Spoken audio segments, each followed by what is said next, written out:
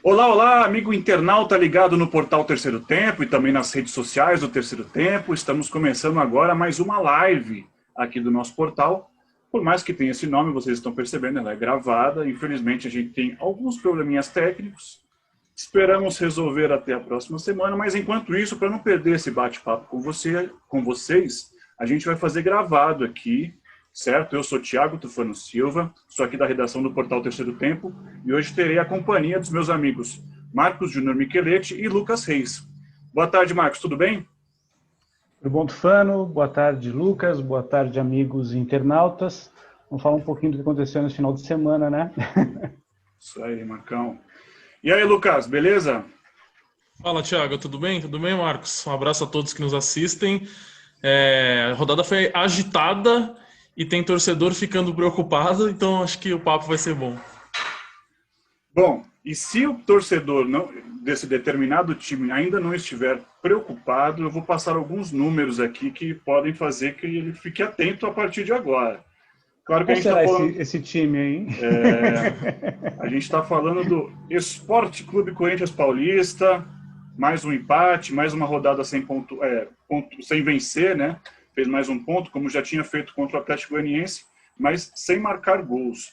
É o seguinte, pessoal, o Corinthians ele tem hoje 14 pontos em 13 jogos disputados, certo? Os matemáticos dizem que para um time escapar do rebaixamento ele precisa alcançar 45 pontos. Ou seja, para o Corinthians alcançar 45 pontos, ele precisa de 31. De 31 pontos em 75 possíveis, já que faltam 25 rodadas. Ou seja, desses 75 pontos, o Corinthians precisa ter um aproveitamento de 41,33%. O atual é de 35,9%. O Corinthians precisa melhorar o seu aproveitamento para escapar do rebaixamento. Existe um núcleo de matemática da Universidade Federal de Minas Gerais, que eles fazem também, assim como o Tristão Garcia, eles fazem a estimativa da probabilidade de determinado time ser campeão, de conseguir a vaga para a Libertadores, de ser rebaixado. Esse núcleo de matemática da UFMG aponta o Corinthians hoje com 28% de chance de ser rebaixado no Campeonato Brasileiro de 2020. Marcos, eu começo com você. Você vê esses números com certa preocupação ou você acha que ainda é muito cedo para o Corinthians ligar o alerta lá no Parque São Jorge? Eu acho que o alerta já deveria ter sido ligado, né? Se ainda não foi, né? Mais ou menos como a sirene quando anuncia os jogadores quando são contratados, né? Tem que ter uma luz amarela também da luz do rebaixamento. Eu acho sim que é um pouco cedo, Tufano e Lucas, pelo seguinte: o campeonato está meio maluco, né? Quer dizer, seria até chover no molhado falar que esse aqui é um ano atípico. A gente vê cada resultado maluco, né? Vamos falar um pouquinho do que aconteceu com o Liverpool, por exemplo, né? Quer dizer, há umas coisas meio loucas acontecendo no futebol e essa coisa da falta do público no estádio, eu acho que é um ingrediente que influencia e eu acho que as equipes pequenas estão aproveitando muito mal isso, excetuando o Atlético Goianiense, que jogou como se estivesse jogando em casa contra o Corinthians, né? Quer dizer, jogou sem aquela coisa da... Porque, queira ou não, o jogador se sente intimidado na casa do adversário. Né? Mas eu não quero perder muito o foco do assunto da tua pergunta, Tufano. Eu acho que é cedo basicamente por uma razão. O Corinthians vai contratar um outro técnico. Né? E em contratando um outro técnico, seja ele quem for, inicialmente sempre há aquele choque da chegada. Eu acho que a possibilidade do Corinthians se recuperar num primeiro momento é grande. Né? O elenco é fraco, né? Tudo bem, chegaram algumas peças aí para dar uma melhorada, principalmente no setor de meio de campo, né, que faltava ali, né, quer dizer, era a parte de criação do Corinthians realmente é terrível. Quando eu vejo que alguns comentaristas, alguns colegas nossos até falam assim, puxa vida, o grande jogador do Corinthians é o Fagner, eu fico preocupado, é um lateral direito, né? Eu sou de uma época, eu sou mais velho que vocês, eu sou de uma época que você fala assim, você dava a bola no pé do Zenon, por exemplo, o cara pegava e resolvia, lançava, né? O Santos, por exemplo, dessa mesma época, você tinha um Ailton Lira, um Pita, né, Lucas? Você não é desse tempo, mas você sabe quem foram esses Claro. caras. Enfim, existe muito essa coisa do treinador chegar e resolver de imediato e fazer o time ganhar pontos. Eu acho que o Corinthians precisa de um treinador, efetivamente, para dar um choque de realidade com esse pessoal que está lá. Eu acho que se chegar um treinador logo, eu acho que a tendência é o Corinthians melhorar um pouco. Claro, não vai brigar para estar entre os 4 primeiros. Os 4 primeiros aí estão mais ou menos aparentemente definidos aí entre Atlético, Palmeiras, Inter, Flamengo. Não sei qual será a ordem final dessa escala aí, mas eu acho que o Corinthians precisa, nesse momento, de um treinador para poder reverter esse quadro que, sim, é preocupante. Certo, Lucas. Eu jogo agora para você, mas se o Marcos quiser responder, até porque é com base numa coisa que ele falou, eu não acho o time do Corinthians tão ruim quanto muita gente acha, porque você imagina um time, 2, 3 anos atrás, um time que tenha Cássio no gol, o lateral direito Fagner, como zagueiro Gil, que você tenha no meio campo Otero, agora Casares, Luan, e que você tenha o Jô. Isso 2, 3 anos atrás era time para disputar título do Campeonato Brasileiro, às vezes Copa do Brasil e Libertadores. Eu acho que, assim, por mais que o tempo seja cruel com os atletas, é muito claro que exista uma desorganização no time, porque os caras não desaprenderam a jogar bola, cara. O Luan não desaprendeu a jogar bola. O Otero talvez tenha sido o que tenha salvado nesses últimos tempos. Mas o que acontece? Você vê como um problema técnico ou você acha, como o Marcos, que o elenco é limitado? Mano, eu tenho algumas ressalvas com o time do Corinthians, mas eu tô mais para concordar com você. Eu não acho o time tão ruim. Eu acho, se a gente olhar os concorrentes do Corinthians, por exemplo, eu acho que o Corinthians hoje disputa, claro, com os 4 que estão na zona de rebaixamento, Goiás, Botafogo, Red Bull, Bragantino e Curitiba. Aí tem ali o Bahia, o Grêmio, que na verdade o Grêmio não vai brigar na parte de baixo da tabela, muito provavelmente o Grêmio terá mais facilidade para sair dessa posição do que o Corinthians, mas aí tem Ceará, Atlético Paranaense, Atlético Goianiense, Fortaleza. O Corinthians, na minha visão, é melhor do que todos esses. Eu não acho o time as mil maravilhas, isso não. Acho que o time tem suas limitações, etc. Mas concordo que é um time melhor do que parece. E diante desses concorrentes, eu acho o time do Corinthians melhor do que praticamente todos. O Corinthians tem um ponto, para mim, que é mais preocupante do que o momento do campeonato. São 14 rodadas, ainda falta bastante, de fato. E mais preocupante do que os números que você passou no início, os 35% de aproveitamento apenas, etc. Mais importante do que tudo isso, para mim, é a questão do desempenho. Porque em 2020, o desempenho do Corinthians, em momento algum, empolgou.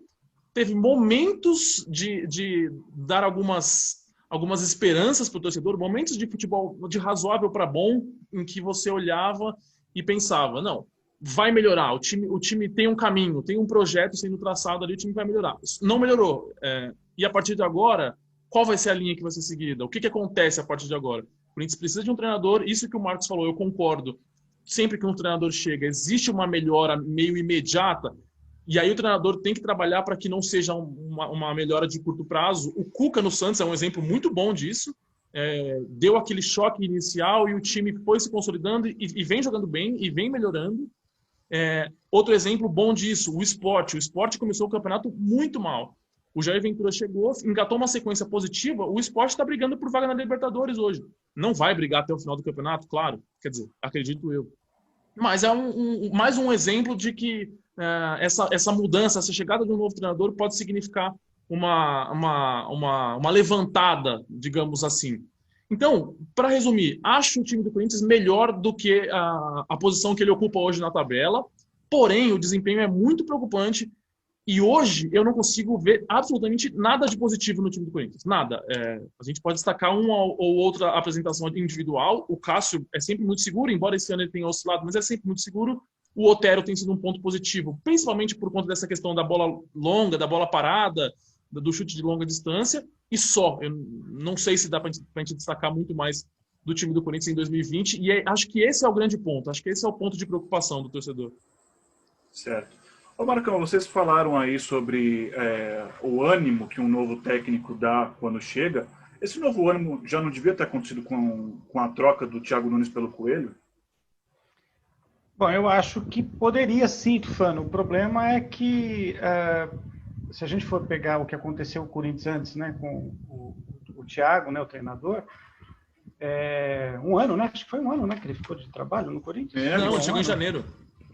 Chegou em janeiro. Desculpe, Eu estou confundido. Mas o que acontece pensando nisso, eu estava pensando tanto no São Paulo, né, no Fernando Diniz, e eu confundi. O que acontece é o seguinte, o Corinthians não fez uma pré-temporada, por exemplo, decente, né, por conta de tudo que aconteceu da pandemia. Eu acho que isso acaba pesando, né, efetivamente.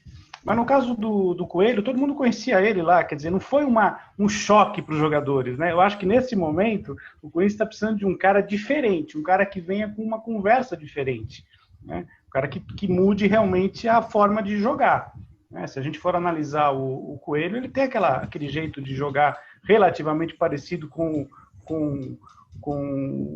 a forma do próprio Thiago, mas um pouco mais ofensivo, mas não chega a ser um Sampaoli, né? Que é o sonho de... Acho que o sonho de todo corintiano era ter um treinador que fizesse o Corinthians jogar como o Corinthians, né? O Corinthians joga para frente. Historicamente, o Corinthians é uma equipe que joga para frente, como o Santos, né? Quando se fala num treinador do Santos meio retranqueiro, né, a torcida santista fica apavorada, porque ela vem de um histórico, né, de treinadores, de times do Santos que jogam sempre buscando o resultado, que é o que o Atlético Mineiro está fazendo. Né? Ontem o que o Atlético Mineiro fez com o Vasco, principalmente no primeiro tempo, foi um show de bola, né? Aquela coisa de você jogar e continuar buscando o gol. Mas o cara é louco de fazer... Mas quanto mais gols você faz... Por mais que você deixe descoberto lá atrás, você acaba ampliando o marcador e você garante a vitória. 4-1 no primeiro tempo, fantástico, genial. Podia ter feito 8, né, se tivesse forçado um pouco mais a barra. Então, eu acho que o que não teve com o Coelho, para finalizar minha ideia, é que não teve um choque efetivamente. A filosofia era mais ou menos conhecida, ele já havia trabalhado anteriormente, né, no campeonato, quer dizer, ele já havia trabalhado no ano passado, né, ele ficou um período interino, então todo mundo conhecia muito. Acho que precisa de um cara diferenciado lá. A minha sugestão para o Corinthians é um treinador assim com um perfil meio brutão, assim, tipo Dunga, aquele cara que vai primeiro arrumar a defesa para o Corinthians parar de tomar gol, arrumar o meio-campo, fazer a equipe jogar com um mínimo de performance para não continuar perdendo tantos pontos óbvios como está perdendo atualmente. Certo, Marcão. Ô, Lucas, e um dado interessante levantado pelo site Meu Timão, antes do jogo entre Corinthians e Red Bull Bragantino, é que os sites de apostas estavam apontando o Corinthians como azarão para esse jogo, mesmo o Red Bull Bragantino estando em situação pior na tabela de classificação. Cara, eu penso na Série A, eu não consigo colocar hoje o Corinthians como favorito contra qualquer um dos times. Pode ser um jogo contra o Goiás, que é o lanterna, apesar de ter jogos a menos, contra o próprio Red Bull Bragantino, que foi o que aconteceu. Eu não consigo apontar o Corinthians como favorito para o duelo contra o América Mineiro pela Copa do Brasil. Você pensa mais ou menos nessa linha ou você acha que eu estou exagerando um pouco? Não, eu penso numa linha bem parecida. Vou te dar um exemplo. O Corinthians enfrenta o Santos na quarta-feira, às 19 horas, se eu não me engano, na Arena Neoquímica Arena, na verdade, né? O Santos esfacelado, o Santos vindo de viagens alucinantes, viaja para o Equador, viaja para o Nordeste, viaja para Santos, viaja para a Colômbia, enfim, Libertadores brasileiro. O Santos perdeu o Carlos Sanches, que não volta nessa temporada, perdeu o Soteldo convocado para a seleção, provavelmente perde agora o Marinho, não se sabe ainda, não passou por exames, mas ao que tudo indica, tem uma lesão muscular. O Santos pode perder o Lucas Veríssimo, vendido ainda hoje. O Santos perdeu o Raniel com o problema da trombose. O Santos está cansado, esfacelado. Tem suspensões, nem o Cuca vai poder ficar no banco por conta de suspensão. Eu não consigo dizer que o Corinthians é amplo favorito diante do Santos, mesmo com o Santos destruído, digamos assim, para esse duelo. Não dá para dizer, porque é a questão do desempenho novamente, né? O Corinthians não consegue apresentar bom futebol há muito tempo. E mais do que isso, o Corinthians ele não consegue ser consistente em nenhum... Vou te dar um exemplo mais prático. Nenhum setor do Corinthians consegue ser tão consistente. Então, no passado, na era Tite /Mano /Carille, o Corinthians muitas vezes não jogava bem, mas tinha uma defesa muito consistente. Era um time que defensivamente era muito irregular. Hoje, o Corinthians não é um time defensivamente regular. O Corinthians não é um time regular em nenhum setor do campo. Então, você coloca o Corinthians para jogar, por exemplo, contra o Atlético Goianiense, que foi o caso da semana passada, que é um time que está bem arrumado pelo Wagner Mancini, você não consegue apontar o Corinthians. Não, o Corinthians é amplo favorito. Não dá para dizer isso. No caso do Bragantino, o Red Bull Bragantino melhorou desde a chegada do Barbieri. É um time que vinha melhorando de desempenho. Tanto que saiu da penúltima posição, tá perto de sair da zona de rebaixamento. Então faz sentido você apontar o Bragantino com uma chance maior de vitória. E se tivesse que ter um vencedor no jogo de sábado, que foi horrível. O camarada que fez plantão sábado e trabalhou nesse jogo, ele tinha que ganhar um adicional por insalubridade, porque foi uma tortura. O jogo foi horrível, mas se precisasse dar a vitória para alguém, não tenha dúvida que a vitória deveria ter sido dada para o Red Bull Bragantino. Foi quem criou mais, foi quem finalizou mais, foi quem teve mais posse de bola, quem teve mais volume, quem obrigou o goleiro adversário a fazer mais defesas. Hoje não tem como apontar o Corinthians como favorito diante de ninguém. Tá certo, o que aconteceu Lucas. com o Bahia, né, por exemplo. Você falou de times que o Corinthians não tem condição de ganhar. O que aconteceu com o Bahia em casa, né? Sim. Em casa, né? Exatamente. Foi um parto, né, para conseguir vencer o jogo. E o Bahia que também não ganha de ninguém. Não, exatamente. Quer dizer, o Mano lá tá... Eu pensei até que o Mano ia conseguir dar uma revertida no quadro, pela forma que o Mano tem muito essa característica, né? De dar aquela ajeitada no time para evitar perder. Muita gente não gosta do trabalho dele, mas é um técnico que funciona nesse tipo de situação, né? E ele não conseguiu isso daí. O Corinthians... O Bahia teve um expulso naquele dia, não foi? Teve ficou com um jogador a menos, se não me engano. Não me lembro. Quer dizer, teve alguma coisa no jogo ali que Acho que foi contra o Coxa. Foi, mas enfim, contra o Bahia foi difícil, né? A partida e uma equipe realmente fraca também, né? Pois é. Ainda contra o Bahia conseguiu marcar 3 gols, né? Agora também não consegue marcar a 2 jogos. Para fazer um gol. Tá difícil. Bom, mas vamos então de clássico? Vamos de clássico Grenal. Grêmio e Internacional empataram em 1-1 no sábado. Estava dando toda a pinta que o Grêmio ia ganhar mais uma vez do Inter, né? Saiu na frente com o PP, mas depois o Inter conseguiu igualar o marcador com o Thiago Galhardo, sempre ele, artilheiro, está marcando muito gol nesse ano, né? Lucas, você acha que os maldosos andam dizendo que o Inter foi o cavalo paraguaio de 2020? Você também acha? Não, para mim o cavalo paraguaio de 2020 foi o Vasco, né? Que teve gente falando, não, o Vasco acho que vai brigar por Libertadores e talvez brigue pelo título, assim. Não tem como.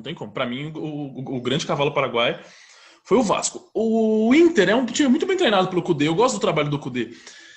O grande ponto para mim é que o Inter não tem elenco para brigar com os times de cima, com o Palmeiras, com o Flamengo. Não tem elenco. O elenco do Inter tá um pouquinho abaixo. É um bom time, mas não tem esse elenco para ter força, para ter fôlego o campeonato todo. Ainda assim, o Inter fez um clássico razoável. Assim. Os Grenais desse ano têm uma cara muito, muito bem definida. É o Inter com mais posse de bola, dominando as principais ações do jogo, empurrando o Grêmio contra a sua área e o Grêmio jogando em velocidade num contra-ataque e sendo mais perigoso nos contra-ataques. Então, o primeiro tempo, por exemplo, o Inter finalizou mais que o Grêmio, mas quem finalizou com perigo foi o Grêmio. Tanto que saiu na frente no placar. Então, é um problema para o Internacional. O Grenal tem sido um problema para o Internacional há alguns anos, mas especialmente nesse ano tem sido um problema de fato. Agora, o Grenal também não foi um grande jogo tecnicamente. Sábado foi um dia difícil para o futebol. Não foi um grande jogo, um jogo bastante truncado, de muito erro de passe. E o empate acabou sendo justo, porque ninguém jogou muito acima um do outro, não. Acabou sendo um empate justo. Marcão, e o Inter estava assim, num momento muito bom, e eu me lembro que aquele jogo contra o Palmeiras, que acabou empatado em 1-1, o Inter fez o gol nos acréscimos e o Palmeiras empatou nos acréscimos. Aquele jogo o Inter ia acabar abrindo uma vantagem na liderança, e depois daquilo parece que a coisa desandou, né? Você acha que ainda tem jeito do Inter voltar a brigar ali com o Atlético Mineiro e com quem está se aproximando ali? O Palmeiras já empatou em número de pontos com o Inter. Eu concordo integralmente com o que o Lucas falou e apenas acrescento uma coisa, né? Se o Alexandre Pato tivesse chegado pro Inter, iam falar, foi ele que estragou o ambiente do Inter, prejudicou o Internacional, que estava vindo bem e tal. Na verdade, o Inter conseguiu uma solução fantástica, o Galhardo está voando, né? Esse rapaz que já rodou vários times, né? Não é novato, nada. Tudo. O Galhardo, se eu não me engano, já está acima dos 30 anos. Enfim. Agora, o que o Lucas falou é perfeito, não tem muito a acrescentar em relação ao elenco, né? O Inter tem vamos dizer assim, do goleiro o antigo ponto esquerdo, né? Do 1 ao 11, o time é bom, se você analisar. O técnico joga legal. Eu acho que o Kudê começou a ficar um pouquinho mais receoso ultimamente, ele avançava mais o time no começo do campeonato, né? Agora ele está um pouquinho mais contendo o time e tal. Eu acho que isso não é legal para a característica do Inter. O Inter, esses jogadores do Inter gostam de jogar com um pouco mais de agressividade, né? Buscando mais o gol. Acho que a característica dos jogadores do Inter não é uma característica de uma equipe mais cautelosa. Então, talvez esse seja o erro. Só que o Kudê tem esse problema, como o Lucas falou, o elenco. E o Inter está disputando a Libertadores também, ainda não garantiu vaga, né? Precisa ainda garantir vaga, que tinha saído à frente no grupo, né? Inclusive, né? Estava liderando o grupo, depois acabou sendo ultrapassado pelo Grêmio. Então, o problema do Inter é esse. Eu acho que dificilmente o Inter vai ter fôlego para conseguir chegar mais. Agora, precisa, se voltar a jogar do jeito que estava jogando no começo do campeonato, com um pouquinho mais de ofensividade, pode ganhar pontos importantes e, quem sabe, brigar lá em cima da tabela. Mas a ideia inicial que eu vejo hoje é o Inter fora da disputa pelo título. Ô Marcos, Tufano, só uma observação. Antes do Grenal, existia a conversa de que talvez uma derrota no Grenal pudesse derrubar o Kudê. O trabalho do Kudê, para mim, é muito bom. É complicadíssimo. Absurdo. O trabalho do Kudê, para mim, é muito bom. Ele faz um trabalho acima do que eu esperava inicialmente. E quando você contrata um treinador estrangeiro que inicialmente apresenta algo positivo, se você cogita demiti-lo por conta de problemas ali em clássico, significa que você não faz a menor ideia do que você quer para o seu time. Eu hoje, dirigente do Internacional, eu invisto num trabalho a longo prazo com o Kudê, assim, de olhos fechados. Cara, começou bem o trabalho, talvez não seja campeão em 2020, ok, tá tudo bem. Vamos pensar em 2021, vamos pensar em 2022. Então, isso me incomoda um pouquinho. De repente, pelo fato de não ir bem nos clássicos, o treinador começa a balançar e, de repente, isso prejudica, inclusive, as estratégias dentro de campo dele, de montar um time mais receoso, menos intenso. Tem um ponto importante também, disso que o Marcos falou, do time ser um time um pouco menos agressivo nos últimos jogos. Acho que a questão da Libertadores pesa muito. O Atlético, por exemplo, está jogando só o brasileiro e o estilo de jogo do São Paulo é parecido, é muita intensidade, o Kudê prega muita intensidade e uma hora a conta chega, né? Quando você tem o elenco curto e joga 2 competições, o jogador, a perna pesa, né? O jogador começa a ter mais problemas. Então acho que é o momento da diretoria do Inter bancar o treinador, assim, de olhos fechados mesmo, pensar a longo prazo e entender que o trabalho está sendo bem feito.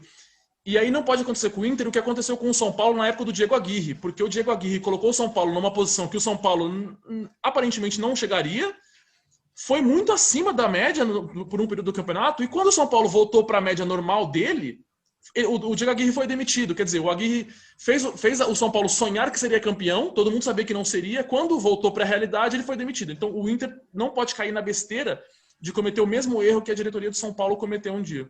O problema é que o Porto Alegre é um mundo à parte, né? Quer dizer, a rivalidade Inter, eu já convivi um pouquinho naquela cidade, realmente, de fato, o Milton Neves, inclusive, costuma dizer, né, que é a maior rivalidade do futebol no mundo. Eu não sei se é a maior rivalidade do futebol no mundo, ele tem grandes rivalidades, né? Enfim, mas essa do Inter e Grêmio é absurda, então pesa muito isso. Mas realmente concordo, Lucas, seria uma precipitação danada fazer qualquer coisa, e só chamando a atenção para um detalhe curioso, né? O gol do Galhardo de pênalti me lembrou a Copa de 86, né? O grande Carlos Roberto Galo, né? Bola batendo na trave, na nuca dele entrando, né? Foi assim que saiu o gol de empate do Internacional no Grenal, lá na Arena, né? Pois é, bateu nas costas do goleiro e entrou. Agora vamos falar então sobre Palmeiras e Ceará, outro jogo do sábado. O Palmeiras parecia que poderia se complicar de novo após levar o empate do Ceará, mas conseguiu no final um gol com o William e venceu no Brasileirão após um tempo, né? Tinha empatado com o Flamengo contra o sub-20, entre aspas, do Flamengo, agora conseguiu vencer depois de uma boa vitória contra o Bolívar. A maré mudou, o Lucas e Marcos? O que vocês acham? Vai lá, Marcos. Eu? Eu acho que primeiro que o Palmeiras enfrentou seu ex-goleiro, né? Foi uma parada dura, né? Foi bem complicado, né? O Prazo realmente fez uma atuação... Quis mostrar serviço, né? Não, sem dúvida alguma existe aquele sentimentozinho, né? Dizem que a vingança é um prato que se come frio, né? Ali pelas beiradas do prato e tal, né? Do prato, não do prazo. Mas o fato é que o Palmeiras a gente olha para o time do Palmeiras, é também uma coisa para chover no molhado, né? A gente vê o time, um treinador incontestável do ponto de vista de tudo que ele já fez pelo futebol, e quando a gente vê a produtividade da equipe em campo, ela é muito abaixo daquilo do que ela pode produzir, né? Só que eu também levo em consideração esse ano que a gente está tendo, né? A gente teve um período muito longo, sem treinamentos. Vamos puxar um pouquinho pela memória, a gente há 2, 3 meses atrás, a gente entrava nos sites dos times, inclusive para subir notícias no portal Terceiro Tempo e tal. Era jogador fazendo live, fazendo treino em casa, né?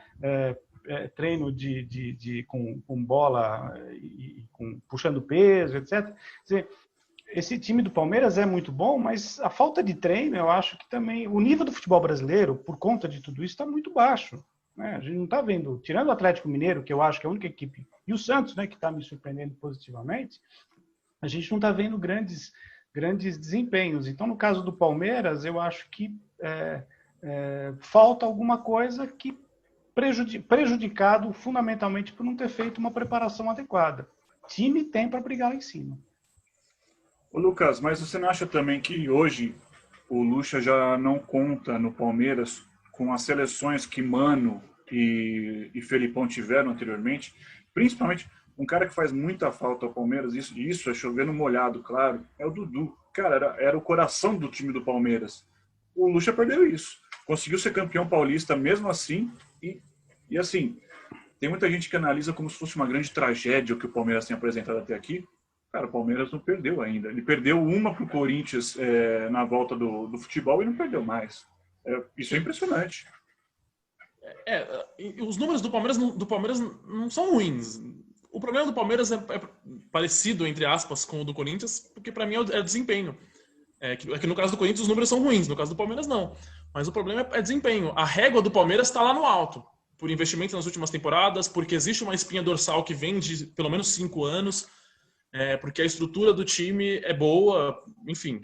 Porque o Palmeiras tem um trabalho de longo prazo sendo executado, mesmo com as mudanças de treinadores. Eu acho que o time do Palmeiras de 2020 é o pior da era Crefisa. Mas isso não significa que é ruim. Tá? Acho que esse é o ponto importante. De fato, não é mais o time que o Cuca trabalhou para ser campeão brasileiro. Não é o time que o Felipão trabalhou para ser campeão brasileiro, que ele jogava com um time na Libertadores e um time no Brasileiro. O único jogador que atuava nas duas competições era o Dudu. Todos os outros ele mudava. De fato, não é mais esse time. Mas ainda assim, é um time, pros padrões brasileiros, muito, muito bom. Com um adicional importantíssimo, que é a inclusão dos meninos da base, né? Gabriel Menino e Patrick de Paula especialmente. O Wesley também tem entrado muito bem. Eu acho que, independente de peças, assim, eu sempre digo que time limitado não é desculpa para time desorganizado. Eu acho o Palmeiras um time razoavelmente desorganizado quando tem a bola. Acho o Palmeiras tem pouca alternativa, é um time que tem pouca variação quando tem a bola no pé. É um time que se defende muito bem, é consistente, tanto que não perde, mas tem muita dificuldade de construir. O Palmeiras tem muita dificuldade de construir. Contra o Ceará, o Palmeiras fez 10 minutos muito bons, os 10 minutos iniciais, muito bons. E eu pensei, bom, teremos um jogo para lavar a alma mais uma vez, né? Porque lavou a alma na Libertadores, agora é a chance no Brasileiro. O Palmeiras faz o gol e o desempenho diminui de uma forma que é algo que eu fico pensando. O que o Luxemburgo dos anos 90 e do início dos anos 2000 pensaria ao ver o time do Luxemburgo de 2020 jogando? Porque é um time que faz o gol e se limita a cozinhar o jogo, entendeu? O Palmeiras meio que faz isso. É um time que tem dificuldade para construir em qualquer momento do jogo, e aí quando acha o gol, se conforma com isso. Se saiu 2-0, ok, mas se ganhar por 1-0, tá tudo bem. O Luxemburgo se consagrou por ser um treinador de jogar o time para frente meio que o tempo inteiro. Então, a postura palmeirense é algo que me incomoda um pouco, e essa dificuldade de construir também é algo que me incomoda, embora eu concorde que o time é pior do que o time dos últimos anos. Perfeito, Lucas. Ô, Marcos, e esse fato do Palmeiras não perder, mas empatar muito, pode ser um pouco ruim para campeonato de mata-mata, que você precisa somar, pelo menos em casa, você precisa somar os 3 pontos para aí pelo menos empatar fora de casa, mas para mata-mata isso pode ser bom. Você bota fé no Palmeiras para Libertadores, por exemplo, ou mesmo para a Copa do Brasil?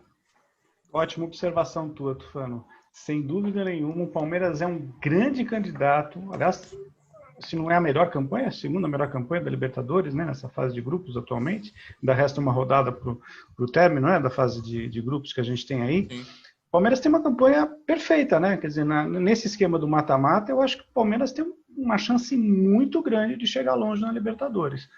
Realmente, como o Lucas falou, a equipe do Palmeiras tem essa dificuldade aí, né, de criação, né? Parece que não engrena, né? Dá uma travancada, né? Como a gente costuma dizer em popular, né? A equipe dá uma patinada ali, não vai, né? Parece que não pega velocidade, não pega ritmo, né? É um negócio impressionante isso. E concordo também com o que você falou no início, né? O Dudu faz uma falta danada no ataque, porque era aquele cara de referência, né? Toca pro Dudu, né? Vamos lá que ele resolve, né? Mais ou menos o que está acontecendo com o Grêmio em relação ao PP, né? E o Dudu tinha um ponto importante que era o Dudu, ele era o ponto de intensidade do ataque do Palmeiras. O ataque do Palmeiras é um ataque morno hoje. Ele dava velocidade, né? Ele fazia os outros correrem, né? O Dudu é um jogador muito intenso, então ele acabava sendo diferencial do time do Palmeiras mesmo. O Rony é veloz também. O Rony é veloz, mas não cria, né? E ele finaliza tão bem quanto uma criança de 8 anos, coitado. Assim, nada contra o jogador, mas ele tem se mostrado, ele tem mostrado uma limitação enorme para finalizar. E tem algo que, para não me alongar, mas tem algo que o Luxemburgo tem dito que me incomoda profundamente, que é o Rony é um jogador que precisa de campo para jogar e no futebol brasileiro não tem mais espaço, então por isso ele está encontrando dificuldades. Poxa, por que contratou? Sabe, você não sabia dessa informação? E outra coisa, o jogador está acostumado a jogar... Tudo bem, o Rony é novo, então ele já pegou essa nova geração, essa nova era do futebol, com menos espaço, digamos assim. Como que ele conseguiu jogar bem no Atlético? O Atlético não era um time que jogava em contra-ataque, lançando bola longa para ele correr. Não era isso. O Atlético era um time de posse de bola. O ano passado, exatamente. Então, assim, alguma coisa errada tá aí. Ou tem um problema no Rony, né, uma limitação dele, que eu acho que não é o caso, ou tem algum problema no time, na construção do time, para que ele seja potencializado. E nada contra o Rony, nem contra as crianças de 8 anos, né? Exatamente, nada contra. Mas existe algo errado ali, que tem que ser identificado.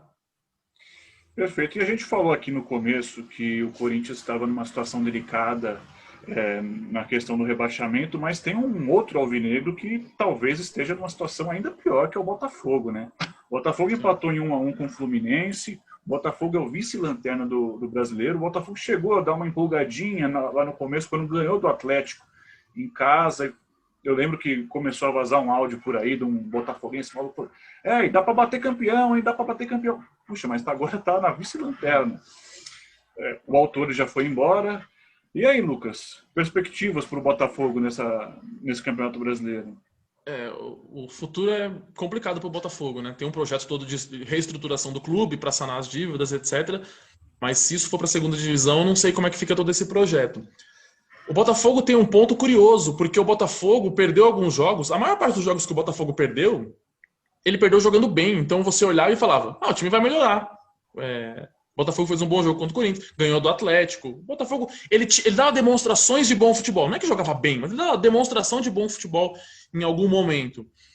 A queda do Autuori é bem simbólico, porque o Autuori era um cara que entendia os problemas do Botafogo, os problemas financeiros e estruturais do Botafogo, e apesar disso, ele trabalhava ali com muito empenho, tratando muito bem os jogadores, e tinha uma ideia muito bem definida. Chega agora o Bruno Lazzaroni. Eu tenho minhas dúvidas se é o nome certo para esse momento, né? Porque não é um treinador experimentado, não é alguém que chega e muda o time de patamar. Acho que o futuro do Botafogo está complicado. O Botafogo é sim um candidato na luta contra o rebaixamento. E tem aquela questão importante que é: o time grande, quando ele cai na zona do rebaixamento, ele tem mais dificuldade de se recuperar. De se recuperar não, mas ele tem mais dificuldade de recuperar a confiança do que o time pequeno. Ele joga com uma responsabilidade maior. O Botafogo vai ter que provar que tem essa capacidade de se levantar, de levantar o moral, de levantar o seu futebol para sair do Z4. A pressão para o time grande, quando ele chega num momento desse, é muito grande e muitos não conseguem se levantar, né? Perfeito, perfeito. É como uma pessoa mais pesada caindo na areia movediça, vai ter que fazer mais força para sair. Exato. Marcão, enquanto isso, o Odair ele tem um rendimento assim. O Fluminense foi eliminado pelo Atlético Goianiense recentemente e teve até um desentendimento com o pessoal lá. Só que meteu 4-0 no Coxa, agora empatou com o Botafogo. O desempenho do Odair até que é bom, né? Pelo que ele tem lá nas Laranjeiras, até que é razoável, né? Embora esse jogo o Botafogo teve até chances de vencer, viu? Teve até mais chances de fazer o segundo gol até do que o próprio Fluminense. Mas eu gosto do trabalho do Dair, já gostava do trabalho do Dair Helman lá no Inter. Eu acho que o Fluminense está, independente da eliminação recente na Copa do Brasil, eu acho que a ideia de manter o trabalho dele é a correta, né? Mas não vejo o Fluminense, claro, né, hoje em condições de grandes sonhos nesse campeonato brasileiro. Mas é uma equipe que joga razoavelmente bem, eu acho que eu gosto. E tem um centroavante que eu gosto muito, né, que agora tá lá. Dom Fredon, isso aí. Mas então vamos Grande Fred, esse eu gostaria muito de ver. O Fred, olha, eu já vi muitos jogos no estádio, mas um centroavante que me impressionou pela noção de posicionamento dele, você no estádio consegue enxergar muito melhor, foi o Fred. Ele tem uma noção, a bola sempre cai no pé ou na cabeça dele, cara. É que agora ele já tá 37, né? Ele chama atenção, né? Ele causa aquele temor nos adversários. Você vê que tem uma marcação sempre especial em cima dele e tal, né? Mas é um jogador já veterano, né? É como você pegar ainda um mais veterano ainda, já que a gente falou do Inter, o D'Alessandro, né? Ele sempre que entra na equipe do Internacional, ele dá uma qualidade de passe, de lançamento, de cobrança de falta espetacular. Só que é um jogador que tem que ser muito bem utilizado, né? Você pega e fala assim, bom, o que eu faço? Ou eu inicio o jogo com ele para fazer, sei lá, 20, 30 minutos, que talvez fosse interessante, né? Você pega um 0-0, por exemplo. Porque às vezes você colocar o D'Alessandro quando tá perdendo de 1-0, você põe o cara lá na fogueira, o cara tentar resolver, né? O jogador já que não tem um grande preparo físico. Eu não sei se não é melhor você pegar esse jogador que tem menos gás e colocar ele no começo do jogo para ver se ele resolve, e depois você tira, com 30 minutos você tira o cara, ó, fez o negócio dele, fez um gol, deu passe, deu lançamento. Então, isso pode acontecer com qualquer time que tenha jogador veterano, né? Isso aí. Bom, e agora saindo das Laranjeiras, indo para a Gávea, o Flamengo venceu o Atlético Paranaense por 3-1, após o bom resultado que conseguiu contra o Palmeiras, com a equipe praticamente juvenil, né? O Flamengo pode incomodar na parte de cima da tabela, meu caro Lucas Reis? Você acha que é um dos fortes candidatos aí a brigar com o Atlético Mineiro pelo título do Brasileiro desse ano? Eu não tenho dúvida disso.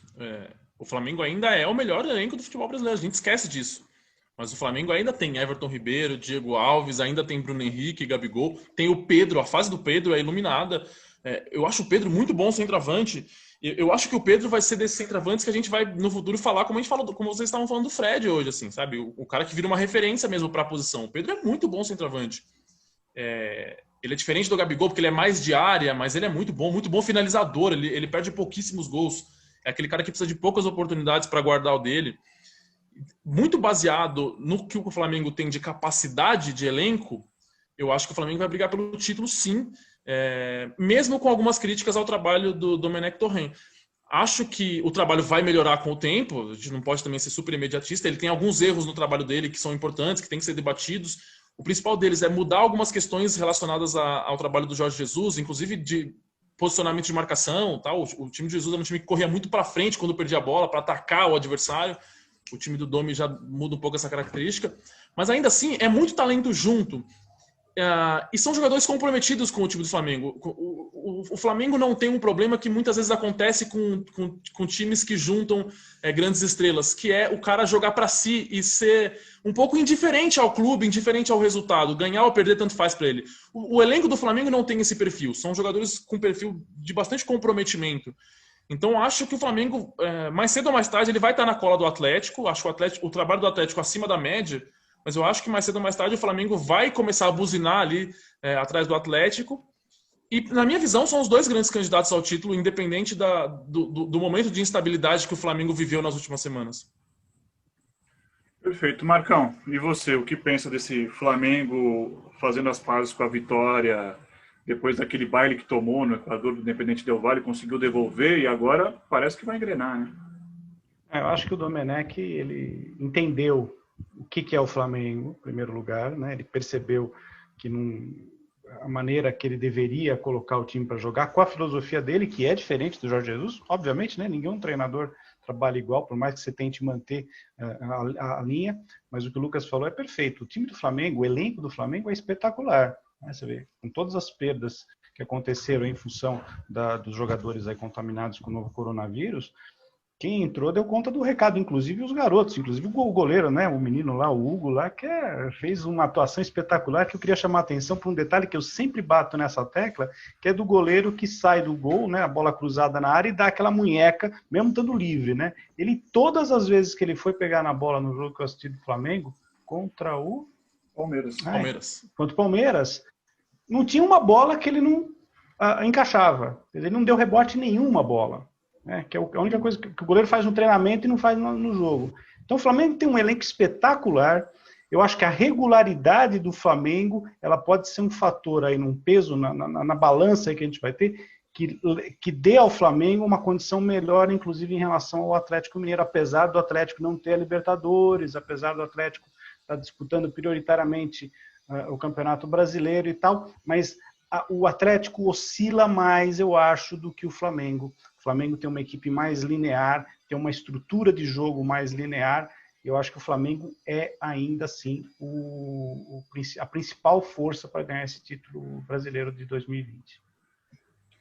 Sensacional. Então, agora vamos falar de São Paulo Futebol Clube, que também saiu atrás no placar ontem.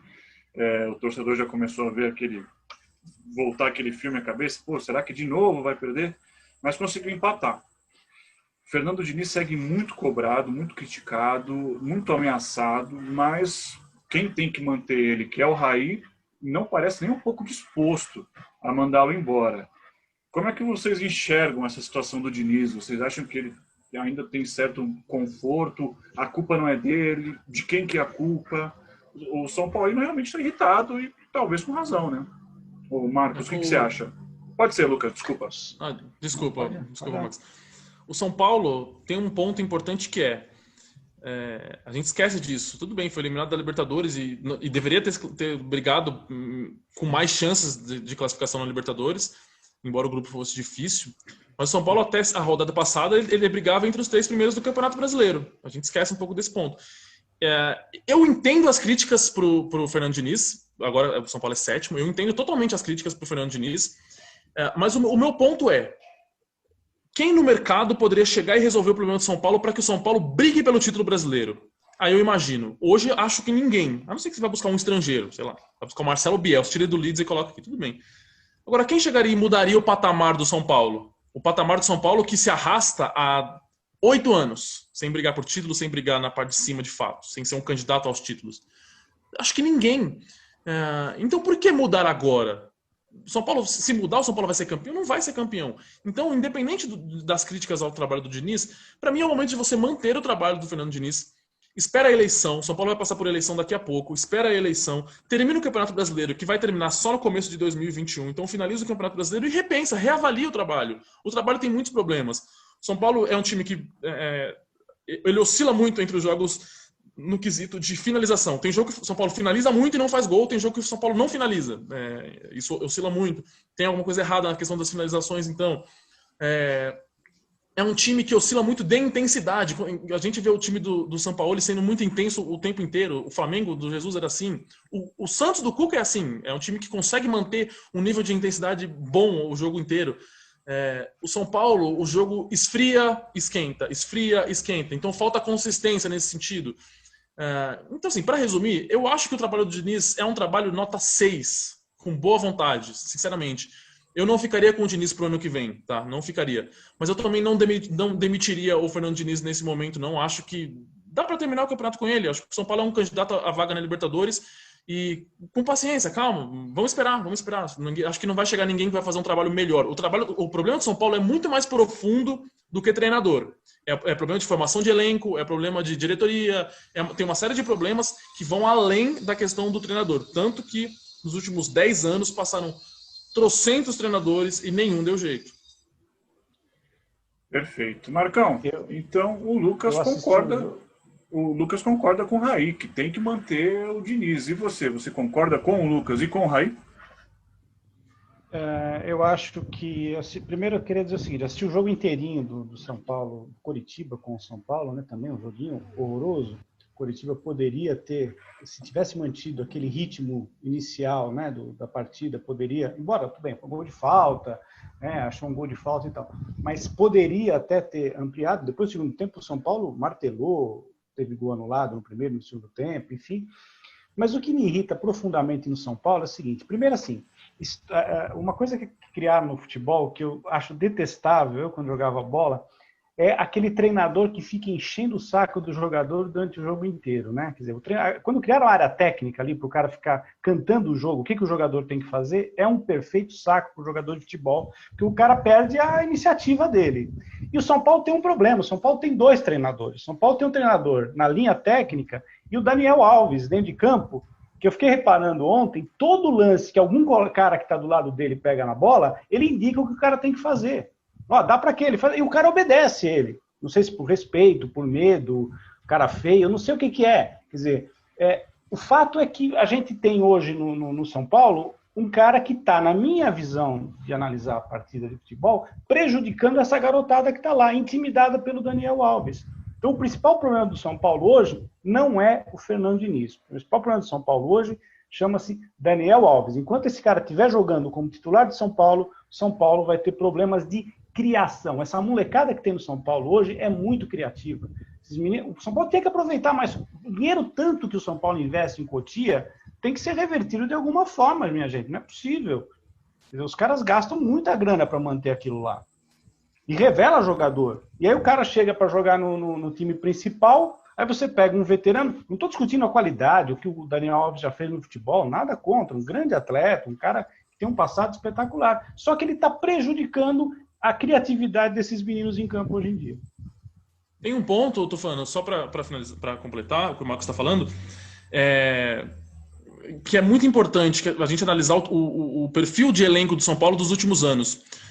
Isso que o Marcos cita do Daniel Alves, que pode intimidar alguns jogadores ou limitar as ações desses jogadores, eu fico pensando, qual foi a última vez que o São Paulo teve um jogador com tamanha personalidade e tamanha intensidade de jogo que gerasse no torcedor e na crônica esportiva uma admiração diferenciada? Eu não vou nem falar do Rogério Ceni, tá? Mas eu vou te dar um exemplo. O Marinho Santos. O Marinho é um cara intenso, é um cara agudo, é um cara que joga os 90 minutos se dedicando demais. O Lucas Moura talvez tenha sido esse último jogador de São Paulo. O São Paulo tem um problema de perfil na construção dos elencos dos últimos anos. O São Paulo sempre tem jogadores, que eu vou usar uma expressão que vocês vão entender pelo som. O São Paulo tem jogadores que são sabe? Entende?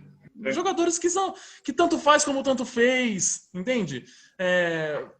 Falta sangue no olho. O São Paulo não tem sangue no olho. O elenco do São Paulo dos últimos anos, não é de agora, não é de 2019. O elenco do São Paulo da última década, talvez. São jogadores que faltam sangue no olho. E sem sangue no olho, o time pode ser organizado, coisa que não é muitas vezes. O time pode ser bem treinado, o time pode ser bom tecnicamente. Mas sem o algo a mais, o São Paulo vai ser sempre essa patinação.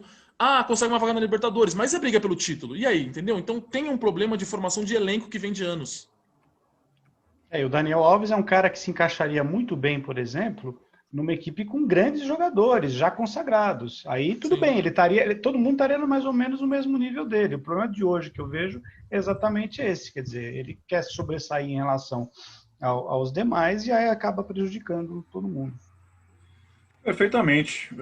Partindo aqui para o próximo duelo, a gente vê duas equipes, eu particularmente esperava que elas tivessem em situações opostas. Eu esperava que o Bahia crescesse muito nas mãos do Mano Menezes e que o Sport não crescesse tanto nas mãos do Jair Ventura. E o que a gente vê é o contrário.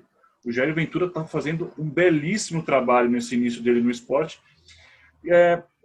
O que o Jair Ventura fez no Santos e no Corinthians, por causa disso, criou-se um certo estigma de que ele era um treinador limitado, mas a gente esquece que ele estava começando.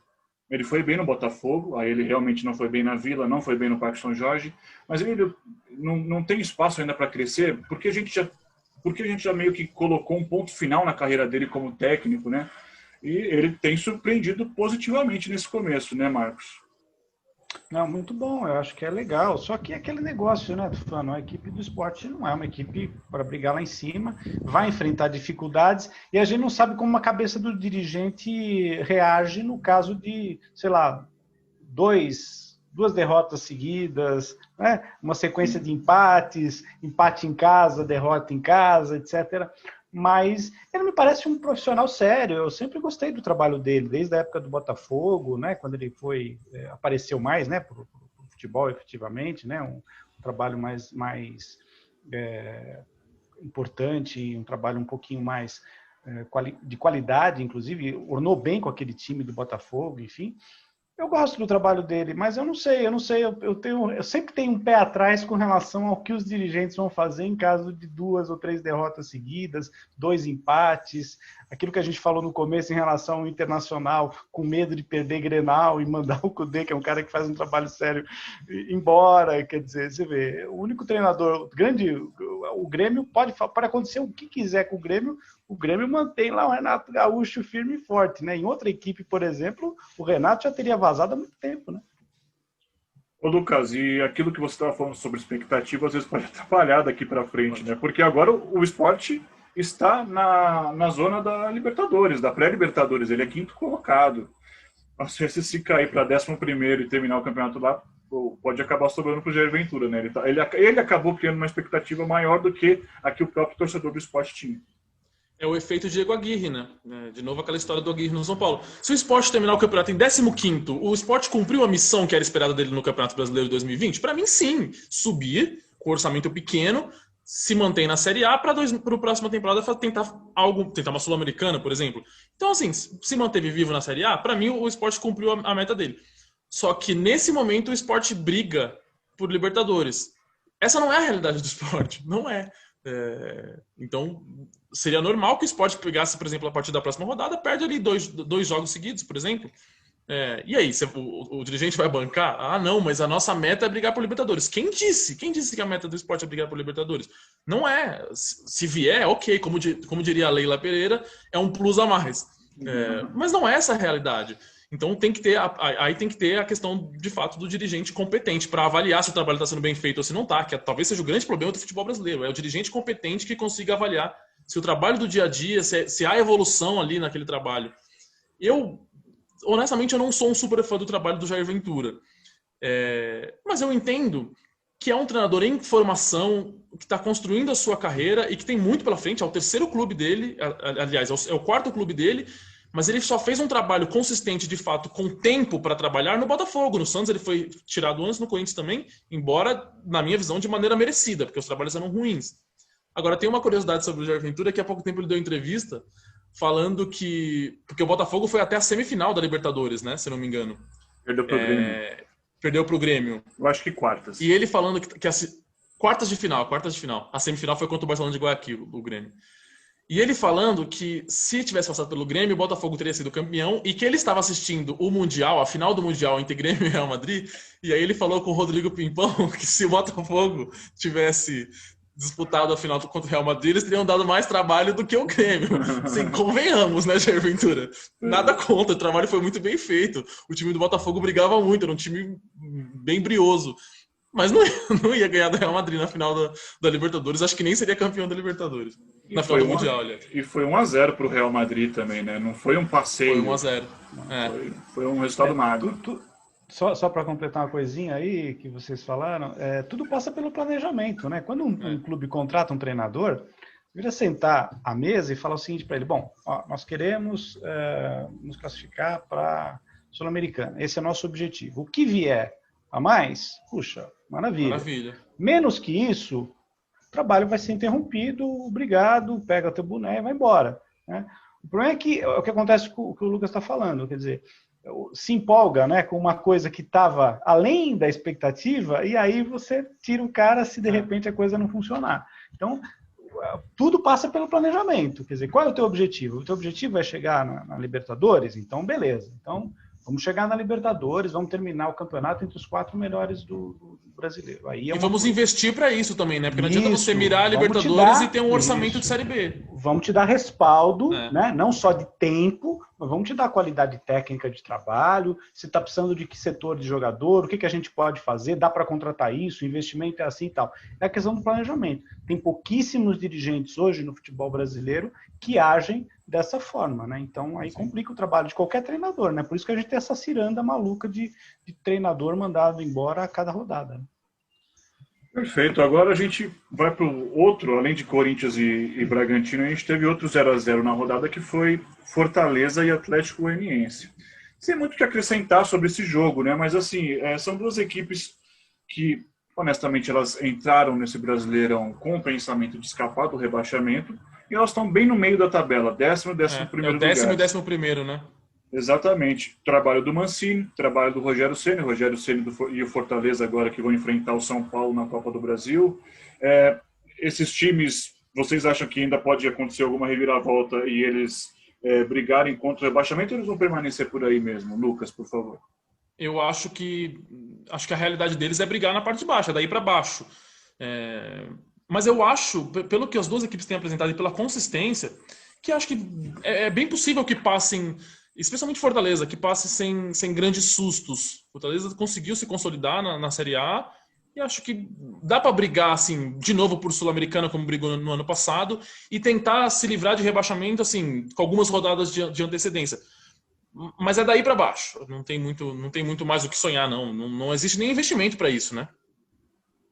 Perfeito. Marcão, algo a acrescentar sobre Fortaleza e Atlético Goianiense? Perfeito. Não, acho que são duas equipes para ficar ali do 13º ao 15º lugares ali, 6º, 7º, vai ser uma briguinha ali. Eu acho que é capaz de uma delas cair. Eu acho que Fortaleza se salva, acho que Fortaleza se mantém na Série A. Bom, e a gente vai falar de Santos, Lucas? Acho que não, né? Se você que sabe, cara.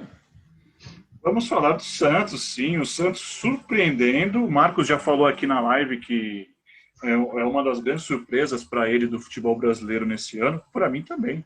Eu lembro de ter conversado com um amigo santista, que eu não vou revelar o nome, antes do início do Brasileirão. E eu falei, eu temo um pouco pelo Santos, hein? E não é que o meu time está lá embaixo, o dele está lá em cima. E aí, Marcão, qual a surpresa desse Santos, do Cuca, hein? Eu acho que o grande, além do Marinho, que está jogando muita bola, aquele cara que decide jogo, que chuta de tudo quanto é lugar, que puxa o time, que dá velocidade, enfim, eu gosto demais do que ele faz, né, da maneira como ele joga, mas eu gosto demais do Cuca, cara. Podem falar o que quiser, mas aquele jeitinho dele, parece que está sendo meio tristonho, o pessoal que o Rudy Landucci imitando ele é perfeito, né? Nosso colega. Enfim, mas eu gosto demais. O Cuca, nenhum time que o Cuca pega joga mal, cara. É impressionante. Os times dele sempre jogam bem, não decepcionam nunca, na minha opinião. Eu gosto demais do trabalho dele.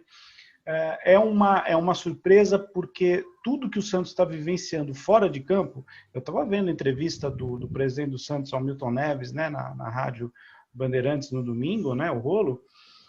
Impressionante, a situação do Santos é perigosíssima do ponto de vista de dívidas, pode perder pontos no campeonato, é uma coisa terrível. O Santos não pode contratar jogador, quer dizer, tá numa terrível situação. Então, toda vez que eu ouço aquela história, o time está jogando mal porque o salário não está sendo pago, porque não sei o que lá. O Santos é uma lição de que isso daí nem sempre funciona. A equipe joga muito bem, mas eu acho que o grande mérito é do Cuca. O Cuca realmente é um treinador muito competente, eu acho que subestimado muitas vezes no futebol, foi subestimado ao longo da história do futebol brasileiro recente. Eu acho um excepcional treinador, eu acho que um cara muito, muito bom. Não é a primeira vez que ele está no Santos, né? Já conhece o ambiente, está fazendo um trabalho espetacular. Eu acho que, olha, eu aplaudo em pé o trabalho do Cuca. E você, Lucas, aplaude em pé o trabalho do Cuca? Eu aplaudo. Eu acho o trabalho do Cuca muito acima da média e muito acima do que eu esperava, inclusive, quando ele chegou. Eu acho que a gente tem que analisar a situação do Santos em alguns pontos diferentes. Tem a crise política, que só atrapalha. E pode levar crise política e financeira, que só atrapalha e pode levar o Santos a perder 6 pontos no Brasileiro ou até a ser eliminado na Libertadores. Existe essa possibilidade, mas o normal é que o Santos perca pontos no Brasileiro caso o Hamburgo volte a notificar a FIFA. Existe o trabalho do treinador, que é o terceiro ponto que a gente tem o segundo ponto que a gente tem que analisar. O trabalho do Cuca é fenomenal.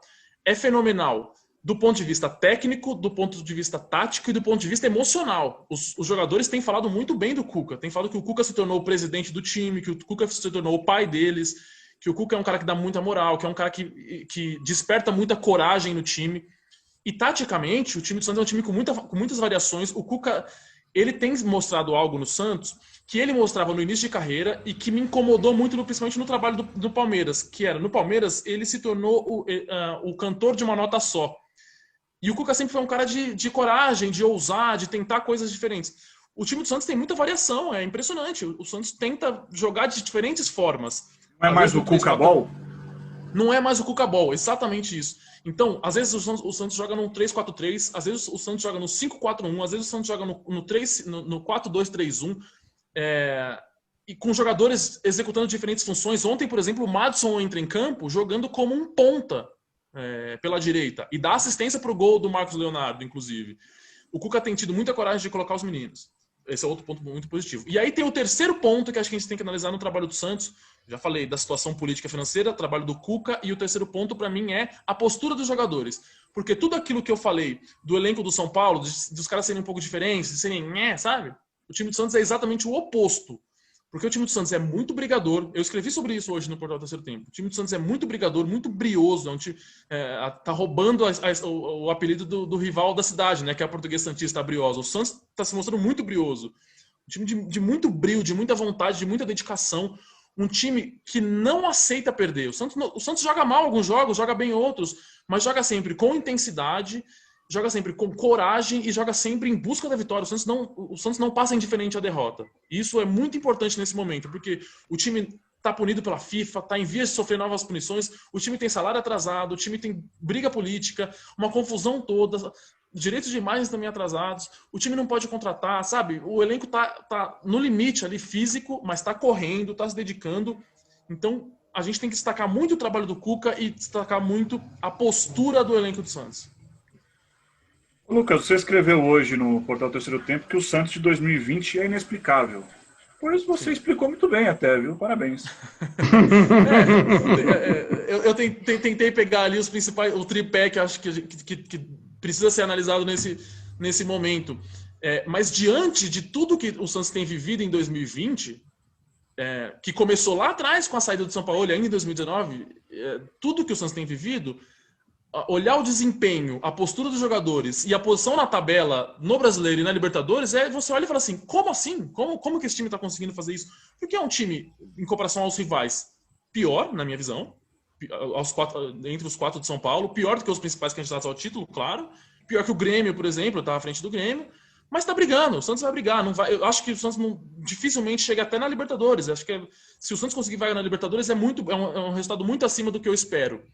Mas é um time que luta, e acho que isso o torcedor está vendo. Assim, é um time que pode, independente do que aconteça, em termos de resultado, o torcedor vê luta, vê muita entrega.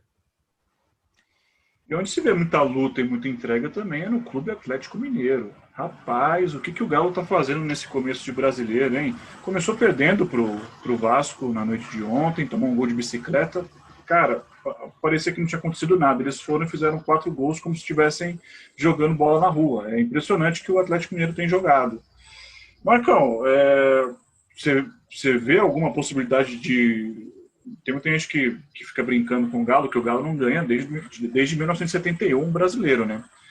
Você vê alguma possibilidade de o Galo ser novamente paraguaio nesse ano?